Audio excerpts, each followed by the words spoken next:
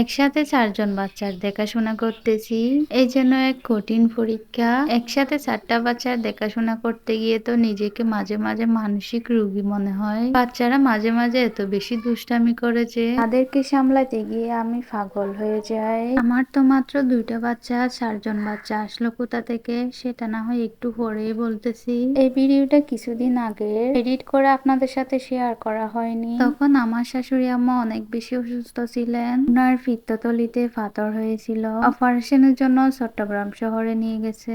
সাথে আমার বড় যাও গেছেন। ওখানে তো বাচ্চাদেরকে নিয়ে যাওয়া সম্ভব না, বাচ্চাদেরকে আমার কাছেই রেখে গেছেন। বাড়িতে আমার শ্বশুর আব্বা আর আমি আছি আর বাচ্চারা, সেজন্য একাই আমাকে বাচ্চাগুলোকে সামলাতে হচ্ছে। বাড়িতে আমার শাশুড়ি আম্মা আর আমার যা না থাকার সুবাদে বাচ্চারা আরো বেশি দুষ্ট হয়ে গেছে।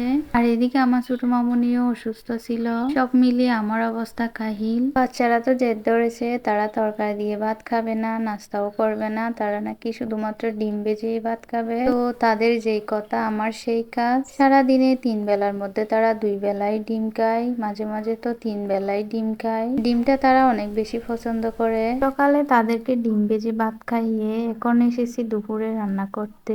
আমার শ্বশুর আব্বা ছোট মাছ অনেক পছন্দ করে, তাই বাজার থেকে ছোট মাছ নিয়ে আসছে আজকে। তো বাচ্চারা তো এমনিতে ছোট মাছ খাবে না, তাই তাদের জন্য একটা ডিম ভেজে নিচ্ছি। আমি ২টা চুলাতে ২টা কড়াই বসিয়ে দিয়েছি। একটাতে মাছগুলো রান্না করব আর একটাতে ডিম ভেজে নিচ্ছি। আমার শাশুড়ি আমাকে প্রায় ৪-৫ দিন রাখা হয়েছিল চট্টগ্রাম ন্যাশনাল হসপিটালে। ওখানে আমার শাশুড়ি আম্মার অপারেশন হয়। এই ৪-৫ দিন আমাদের উপর দিয়ে যে কি গেছে সেটা বলে বুঝাতে পারবো না। সত্যি বলতে আগে কখনো বুঝতাম না আমি আমার শ্বশুর শাশুড়িকে এত বেশি ভালোবাসি। যখন তারা উমরা হজ করতে গিয়েছিল তখনই বুঝতে পারছিলাম আসলে শ্বশুর শাশুড়ি আমাদের জীবনে অনেক বেশি গুরুত্বপূর্ণ। তাই আমি তেমন একটা ভিডিও করিনি। আমার শাশুড়ি আমার অপারেশন সাকসেসফুল হওয়ার পরেই আমি এই ভিডিও ক্লিপ গুলো নিয়েছি। আমি এর আগে কিন্তু ভিডিও ক্লিপ নিই নাই। আমাদের মনের অবস্থা এতটাই বিষণ্ণ হয়ে গেছিল যে মনে হচ্ছিল আমি আর কখনো হয়তো ভিডিওই করব না। ফেসবুক পেজ আর ইউটিউব চ্যানেল আমি ডিলিট করে দেব। কিন্তু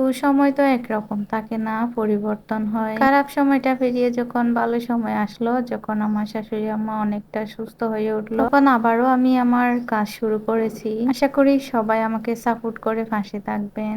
এদিকে দেখুন আমার ছোট মামুনি হামাগুড়ি দেওয়ার চেষ্টা করতেছে। চোখের সামনে আমার মেয়েটা একটু একটু করে বড় হচ্ছে, আলহামদুলিল্লাহ, মাশাআল্লাহ। বাসায় যেহেতু তাকে কুলে নেওয়ার মতো কেউ ছিল না, বাচ্চারাও বাইরে খেলতে গেছে, তাই তাকে বসিয়ে রাখছিলাম। আর সে বসা থেকে হামাগুড়ি দেওয়ার চেষ্টা করতে গিয়ে পড়ে গেছে আর কি। এখন সে কিন্তু অনেক বেশি অসুস্থ, সবাই দোয়া করবেন।